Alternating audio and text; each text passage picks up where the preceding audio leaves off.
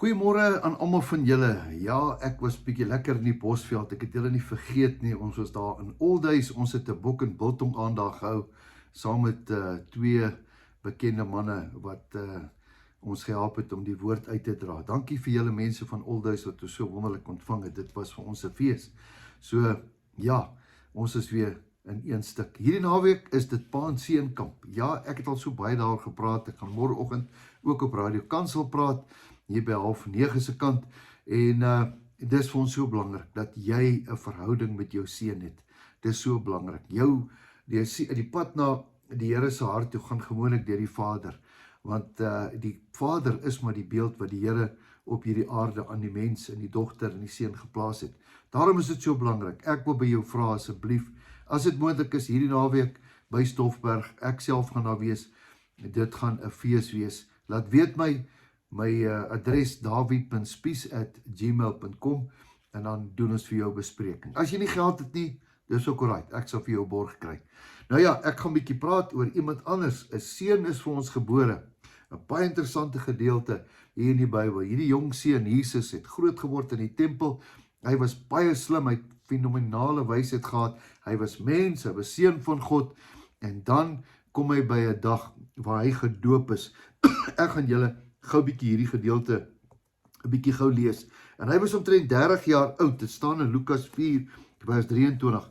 En hy het hulle begin leer, en hy was die seun van Josef. So gaan hulle aan, die seun van so en so af met die geslagregister, en dan kom daaronder, hy was die seun van God. En dan is hy deur Johannes geseën. Nou ek wil gou 'n bietjie weer lees, gedoop. Johannes hoofstuk 3 sê die volgende, vers 16. En hulle antwoord Johannes almal, en hy sê, ek doop julle wel met water, maar hy sal kom wat sterker is as ek, wie se skoenriem ek nie waardig is om los te maak nie. Hy sal julle doop met die Heilige Gees en met vuur. Nou ja, hier kom dit dat Johannes die Doper maak 'n baie belangrike aankondiging, sê, daar gaan iemand kom, en hy gaan julle doop met die Heilige Gees. Nou, baie mense weet nie wat die Heilige Gees is nie. Is die Heilige Gees net bestem vir mense wat nou saints is en wat wonderlik is? Nee, ons kan almal die Here vra om in ons te kom woon. Jesus het die Heilige Gees gekry, hy het hom op hom kom neerdra, onthou julle, hy is gedoop, en toe hy opstaan, toe kom die Gees van God bo op hom, in hom in. Die Gees, Christus, kom bly in hom, en daai Gees het gemaak dat hy met sy bediening kon begin.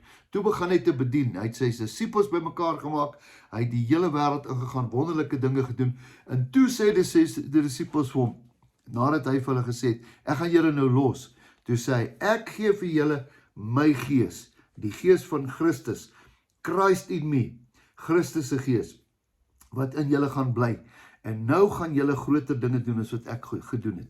Is dit nie wonderlik nie, om te dink dat ek en jy is tot alles in staat. Ek en jy het Christus se Gees in ons.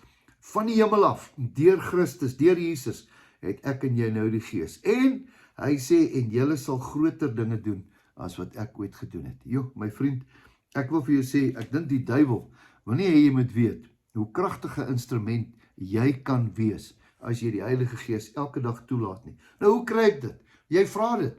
Here, kom woon in my elke dag, dat hy in jou bly, dat hy jou volmaak, dat daar niks van jou oorbly nie. Hoe minder daar van Dawie oorbly in hierdie karkas, hoe beter is dit vir myself en ook vir baie ander mense. Daarom moet ons elke dag vir die Here sê, Gees van God, kom bly in ons. Hy wat in my is groter as hy dan wat in die wêreld is. Ek wil hê jy moet dit snap vandag, dat die Here wil so graag in jou kom bly. Hierdie is die tempel van die Here, en hy wil graag deur jou werk. Kan ek vir jou bid vanmôre? Here, baie dankie dat u Gees in ons is. Gees van God, kom woon in ons, kom bly in ons. Here, spoel deur ons, maak ons skoon, maak ons rein.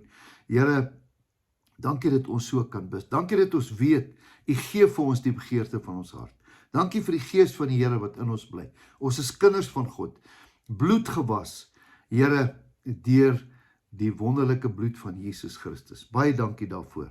Ons loof en prys die naam. Amen. Nou ja, dis maandag, dit is koud. Ek dink is kouer daar by jou in die Kaap, gaan dit nog erger. Ai, julle arme mense, julle sukkel daar met die gewellige waters. Ons bid vir julle, dat die Here julle sal help, en dat hy julle sal bystaan, dat hy julle sal beskerm. Mag jy 'n wonderlike geseënde week hê, weet dat Jesus julle baie, baie lief het en dat jou beste nog steeds op pad is. Totsiens, tot 'n volgende keer.